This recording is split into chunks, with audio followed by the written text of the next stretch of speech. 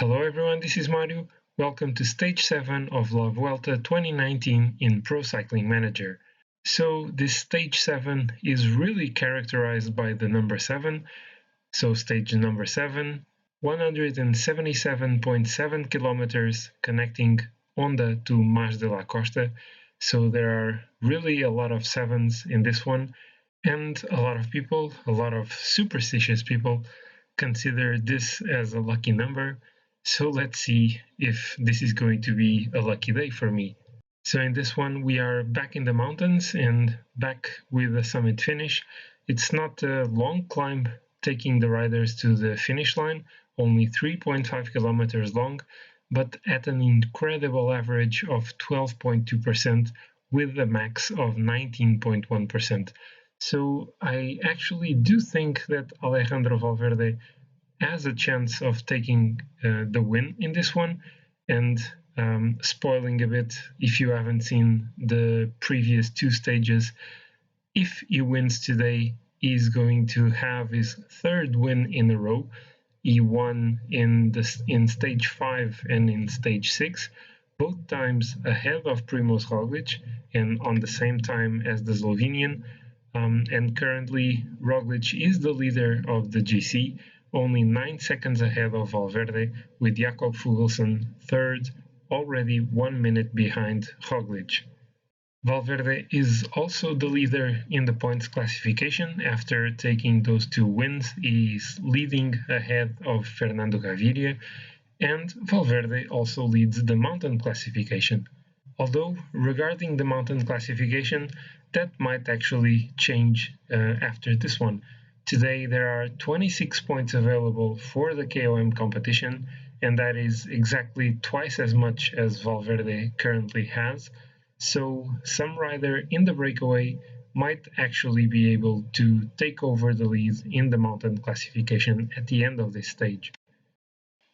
So the riders are now ready to depart, and unfortunately today Alejandro Valverde is not having a day as strong as in the previous one. He's only on a +1 race day condition today. It's not bad, but well, it's not as spectacular as before. And Nairo Quintana is on a -2 day, so that's even worse. And today I think I will try to go with Marc Soler in the breakaway. I was not initially planning on doing so, but I will try to do that. I don't know if the peloton is going to let Soler go in the breakaway. If it does, I will try to fight for the KOM points with Soler in this one. In a way, it will be protecting the lead of Valverde in this classification. And also, if in the next few days I decide that he should go for the mountain classification, he will already have collected a few points. So with 140 kilometers to go in this stage, we have 10 riders in the breakaway. They only lead by a little over 2 minutes over the peloton, so there isn't a big interest in the peloton to let these riders gain a big advantage. I don't know if it's because I have Marc Soler in the group. He's the best rider in the GC of the 10 in this group. But, well, yeah, the pace in the peloton is not being that easy to keep up with. And in this group, we have Sam Bewley, Francisco Ventoso, Ruben Guerreiro, Hector Saez, Sander Rarmé, Jonathan Lastra, also Marc Soler, of course, Carl Frederick Hagen, and Mikel Vizcarra. I don't think I missed anyone. Did I say Yetzebol? Well, he's here anyway. So let's see how this goes and if we can increase the lead over the peloton and at least try to get some KOM points in this stage. So the climb to Puerto de Marianet is about to officially start, although the riders have been ascending for a few kilometers already. We are now 3 kilometers from the top of the climb. Let's actually try to take Marc Soler to the front of this group and try to answer to any attacks by the other riders. The pace is still quite strong back in the peloton, and actually I think I need to look back and increase the effort by my riders to 80. Let's go back to Marc Soler now, and we have attacks. Let's follow Yetzebol, and we are now 1 kilometer from the top of this climb. I think Marc Soler can easily take the points. Let's go now with him. Let's try the attack, and Marc Soler is going to be the first one, followed by Yetzebol and Ruben Guerreiro. And we are already on yet another climb. This time is a category 2 climb. We are 3.3 kilometers now from the top, and still the peloton pacing really hard behind this breakaway group. I think it's because of Marc Soler being here. We have, no, it's not an attack by Hagen. Still 2.3 kilometers to go. Let's look back at the peloton. My riders are still here. Let's increase the pace a bit with Rojas and now attacks. Let's try to follow on the wheel of Hagen, and soon I will launch Marc Soler for the points in this one. Let's follow a bit more. Let's attack now and try to overtake Hagen. It's not easy. Can Soler take them? And he does. He takes the 5 points in this one, and now is on 8 points, tied with Primoz Roglic, Yetzebol, and Angel Madrazo, 5 points behind Alejandro Valverde. And so we are now 4.4 kilometers from the top of the next climb, and the breakaway group has been completely shattered. Only 3 riders left in the front now. Others are trying to get back, Ruben Guerreiro and Yetzebol. I'm here with Karl, Frederick Hagen, and Mikel Vizcarra. They are the ones with Marc Soler. And let's try to pace now. Let's force this at 85. I think Soler is going to take the points easily again. Hagen is attacking. Let's follow on his wheel for a moment and launch the attack now. Let's see, let's hope this isn't too late for Marc Soler to take the points. And is he going to take them? And he does again. So things are really good for Marc Soler in this one. And back in the peloton, Quintana and Valverde are in a good position. And so we are now 30 kilometers from the finish line. There is a single rider left from the breakaway. It's Karl Fredrik Hagen. He's the only one surviving. All the others were cut by the peloton, and now we are starting the climb to Puerta del Salto. So it's a category 2 climb at 7.8 kilometers long with 5.9% average. It's not the hardest of climbs, but still it's going to take an effort from the riders to go over. So let's try to keep everyone in the front. Quintana has dropped a bit. Let's try to get him back in the front. Let's use some energy gels here on some of the riders, protecting the others. And I will actually have to use Marc Soler to protect Alejandro Valverde already. So now with 2 kilometers to go in this climb, I'm going to put Valverde pacing a bit, and then I want him to take some mountain points, and actually this kind of suits my goal. Oh, actually Soler is going to be dropped, so I'm going to take the points with Valverde in this one, I think. Let's actually keep the pace with Quintana here. So Valverde was the first one at the top of the climb. Let's now keep position with him and Quintana. We actually managed to create a break here. Some of the other riders are being left behind, but they will come back eventually. They are back now. Only 31 riders in this group. Another 18 are going to come back soon. So let's see how things go in the approach to the final climb. So 10 kilometers to go now. I'm going to try to use a similar strategy to what I used in the previous stages, trying to pace with both Valverde and Quintana. Well, actually now we are going already on the downhill. This was a really short uphill here.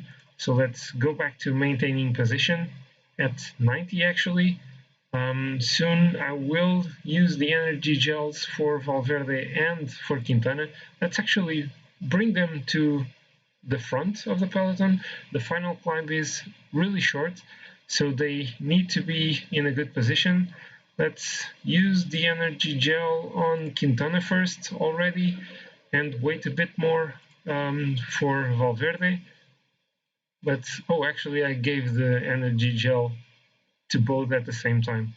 This was really not my intention. Let's try to pace now with Quintana at 90. Also increase the effort with Valverde. Let's see how this goes. And then I may use the same strategy as before, putting Valverde on the wheel of Nairo Quintana.